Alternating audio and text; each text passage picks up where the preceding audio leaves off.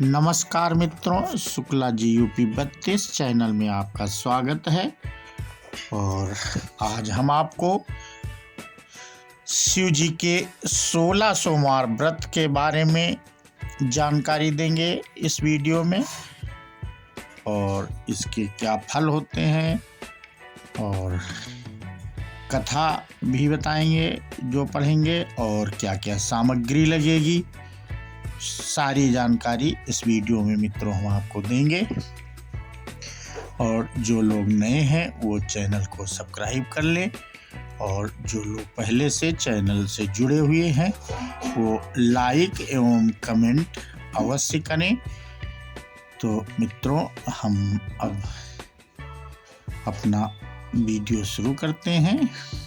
16 सोमवार व्रत करने के क्या लाभ हैं, कैसे किया जाता है यह व्रत, जानिए पूजा विधि और सामग्री।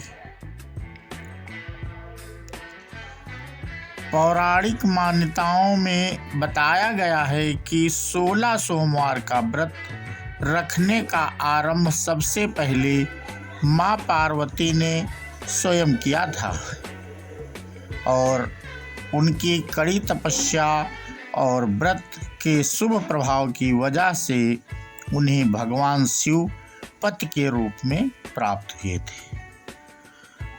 आज हम आपको बताने जा रहे हैं इस व्रत को करने के फायदे और व्रत की विधि। मित्रों, ध्यान से सुनना, जिससे आप लोगों को व्रत अगर रखना चाहते हैं तो जानकारी होगी हमें क्या क्या चीज़ों की आवश्यकता पड़ेगी। 16 सोमवार का व्रत दाम्पत्य जीवन की खुशहाली के लिए किया जाता है। ऐसी मान्यता है कि 16 सोमवार के व्रत का आरंभ श्रावण मास से करें तो यह और भी फलदायी होता है। पौराणिक मान्यताओं में बताया गया है कि 16 सोमवार का व्रत रखने का आरंभ सबसे पहले माँ पार्वती ने स्वयं किया था, और उनकी कड़ी तपस्या और व्रत के शुभ प्रभाव की वजह से उन्हें भगवान शिव पति के रूप में प्राप्त हुए थे। आज हम आपको बताने जा रहे हैं इस व्रत को करने के फायदे और व्रत की विधि।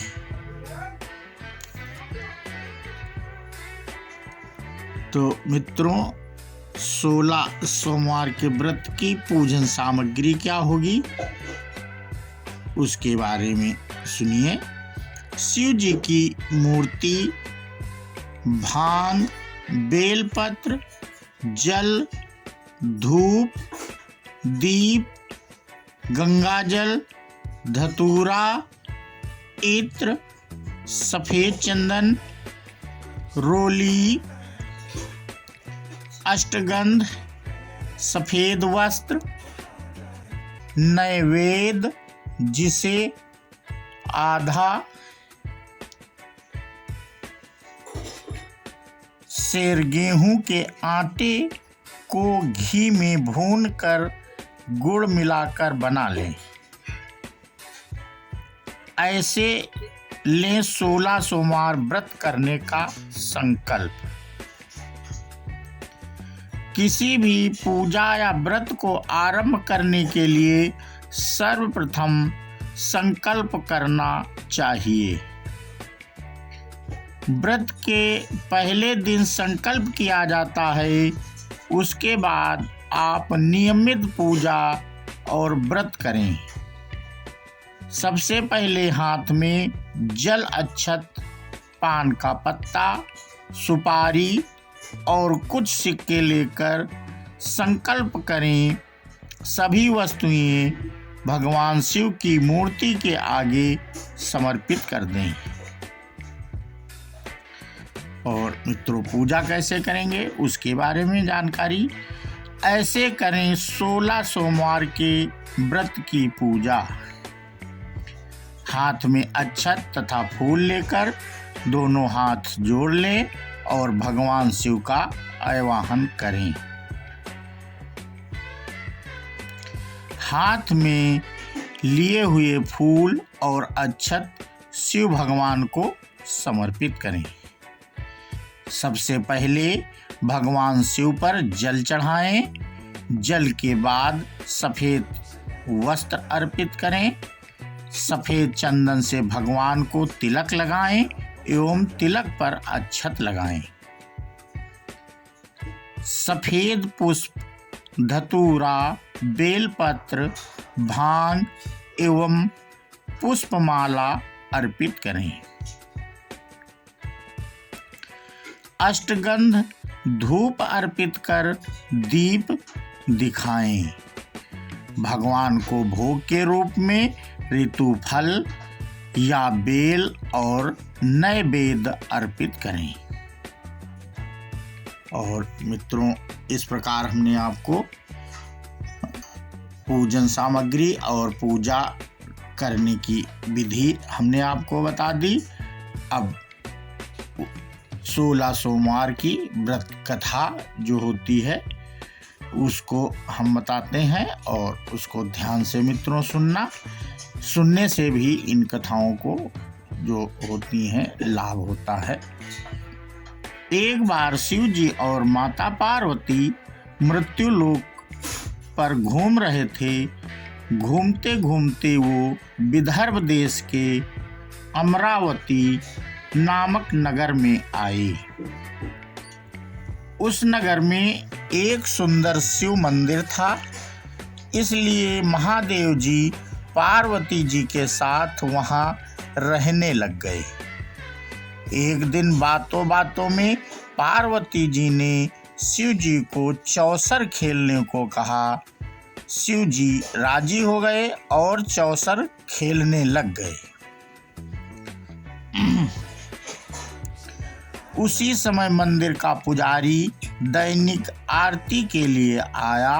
पार्वती ने पुजारी से पूछा, बताओ हम दोनों में चौसर में कौन जीतेगा?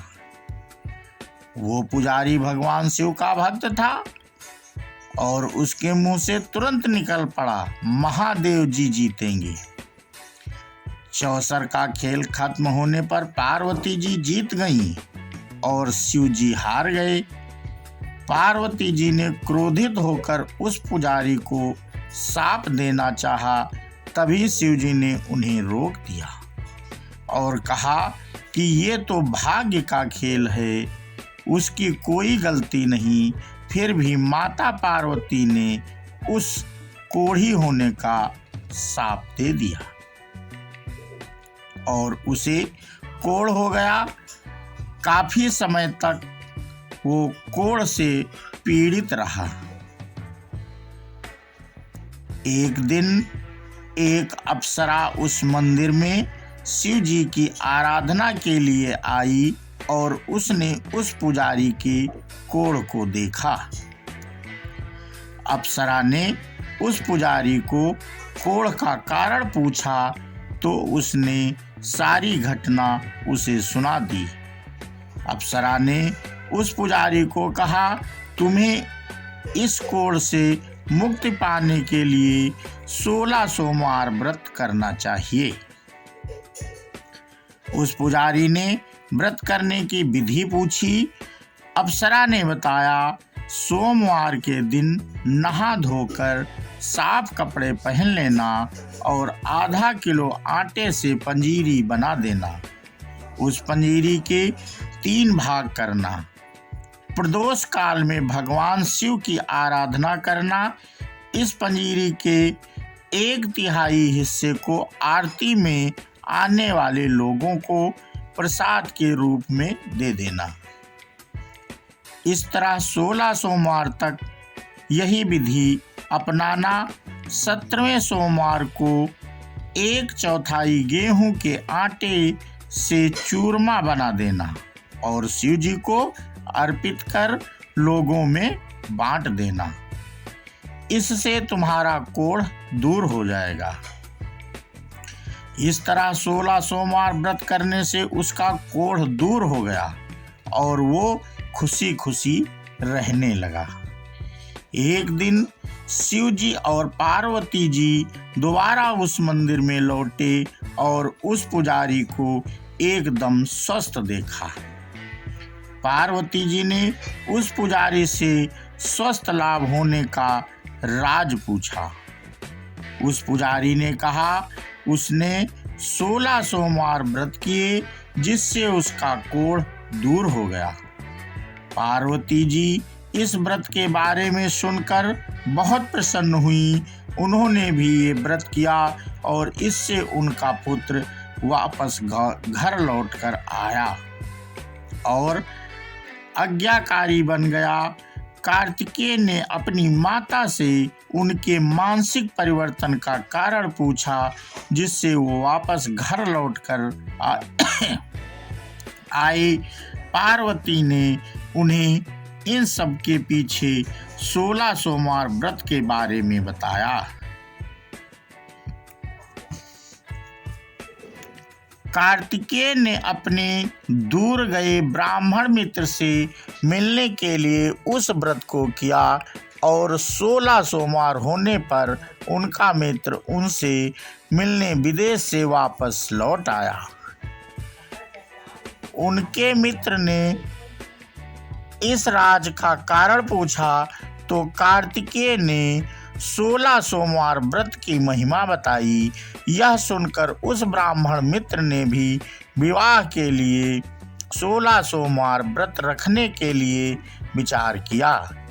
एक दिन राजा अपनी पुत्री के विवाह की तैयारियां कर रहा था। कई राजकुमार राजा की पुत्री से विवाह करने के लिए आए। राजा ने एक शर्त रखी कि जिस भी व्यक्ति के गले में हथनी वरमाला डालेगी उसके साथ ही उसकी पुत्री का विवाह होगा। वो ब्राह्मण भी वहीं था और भाग्य से उस हथनी ने उस ब्राह्मण के गले में वरमाला डाल दी और शर्त के अनुसार राजा ने उस ब्राह्मण से अपनी पुत्री का विवाह करा दिया। एक दिन राजकुमारी ने ब्राह्मण से पूछा, आपने ऐसा क्या पुण्य किया जो हथनी ने दूसरे सभी राजकुमारों को छोड़कर आपके गले में वरमाला डाली? उसने कहा, प्रिय, मैंने अपने मित्र कार्तिकेय के कहने पर 16 सोमवार व्रत किए थे। उसी के परिणाम स्वरूप तुम लक्ष्मी जैसी दुल्हन मुझे मिली। राजकुमारी यह सुनकर बहुत प्रभावित हुई और उसने भी पुत्र प्राप्ति के लिए 16 सोमवार व्रत रखा। फलस्वरूप उनके एक सुंदर पुत्र का जन्म हुआ और जब पुत्र बड़ा हुआ तो पुत्र ने पूछा, माँ आपने ऐसा क्या किया जो आपको मेरे जैसा पुत्र मिला? उसने भी पुत्र को 16 सोमवार व्रत की महिमा बताई। यह सुनकर उसने भी राजपाट की इच्छा के लिए ये व्रत रखा। उसी समय एक राजा अपनी पुत्री के विवाह के लिए वर तलाश रहा था तो लोगों ने उस बालक को विवाह के लिए उचित बताया। राजा को इसकी सूचना मिलते ही उसने अपनी पुत्री का विवाह उस बालक के साथ कर दिया। कुछ सालों के बाद जब राजा की मृत्यु हुई तो वो राजा बन गया क्योंकि उस राजा के कोई पुत्र नहीं था।